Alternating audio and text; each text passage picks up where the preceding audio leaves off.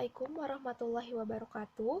Saya Fitriana Valia, NPM 1950424 dari kelas Biologi A 2019 akan membuat sebuah video tentang Indonesia dan tentang pendidikan kewarganegaraan. Baik, langsung saja kita masuk ke pertanyaan yang pertama. Apa yang Anda ketahui tentang Indonesia? Oke, jadi Indonesia atau disebut juga dengan Republik Indonesia atau Negara Kesatuan Republik Indonesia atau NKRI adalah negara di Asia Tenggara yang dilintasi garis khatulistiwa dan berada di antara daratan benua Asia dan Australia, serta di antara Samudra Hindia dan Samudra Pasifik. Indonesia adalah negara kepulauan terbesar di dunia yang terdiri dari 17.504 pulau.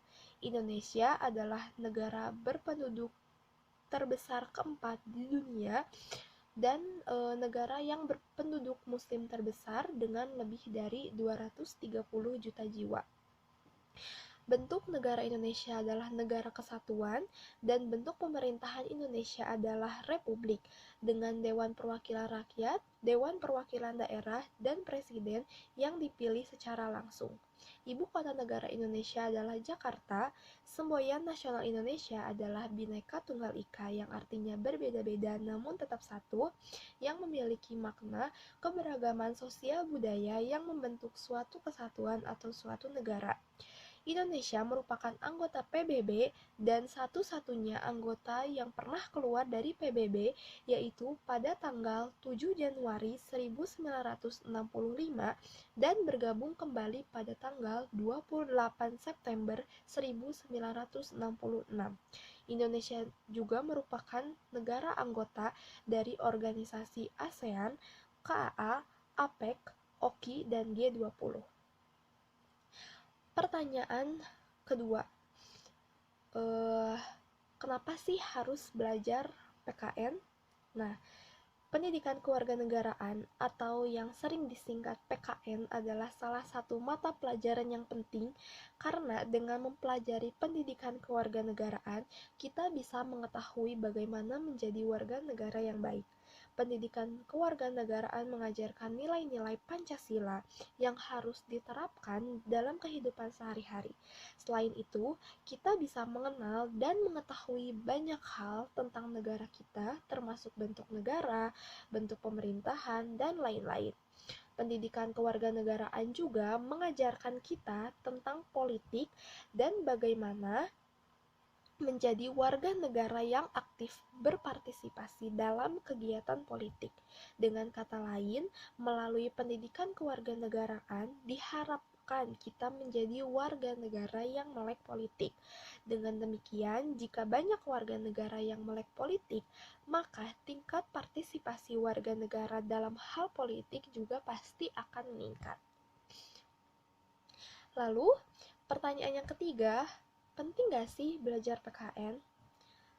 Menurut saya, belajar PKN tentu itu sangat penting. Itulah mengapa PKN selalu ada mata pelajarannya dari mulai kita sekolah dasar hingga perguruan tinggi. Mengapa?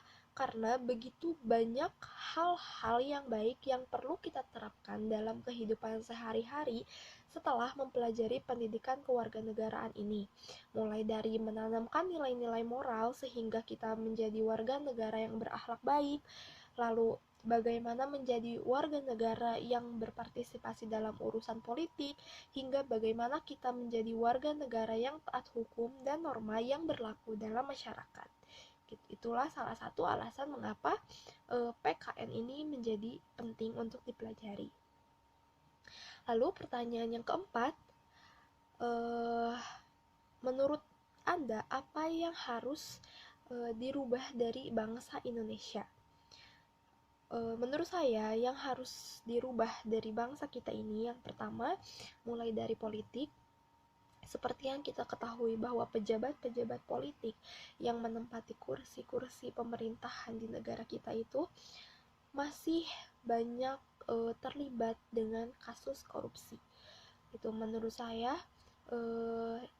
ini harus dirubah. Karena apa? Karena salah satu hal yang membuat negara tidak bisa maju adalah karena banyaknya tingkat korupsi di kalangan pejabat-pejabat politiknya. Maka menurut saya sudah pasti itu harus dirubah jika ingin Indonesia lebih maju lagi dari sekarang. Gitu. Lalu yang kedua itu dari bidang ekonomi. Seperti yang kita tahu bahwa di Indonesia ini tingkat kemiskinannya masih sangat tinggi. Karena apa? Pertama ya karena penduduk kita masih banyak pengangguran gitu. Kenapa bisa menjadi pengangguran? Karena tidak adanya atau kurangnya lapangan pekerjaan. Nah, ini juga berhubungan dengan bagaimana pemanfaatan pemerintah terhadap sumber daya manusia di negara kita gitu. Makanya pemanfaatan sumber daya manusia di negara kita ini juga harus dirubah menurut saya. Kenapa? Karena banyak perusahaan-perusahaan besar milik pemerintah Indonesia yang mempekerjakan tenaga kerja asing daripada tenaga kerja dari Indonesia sendiri. Begitu. Itulah mengapa di negara kita banyak yang menjadi pengangguran karena memang tidak adanya atau kurangnya lapangan pekerjaan dari pemerintahnya sendiri gitu.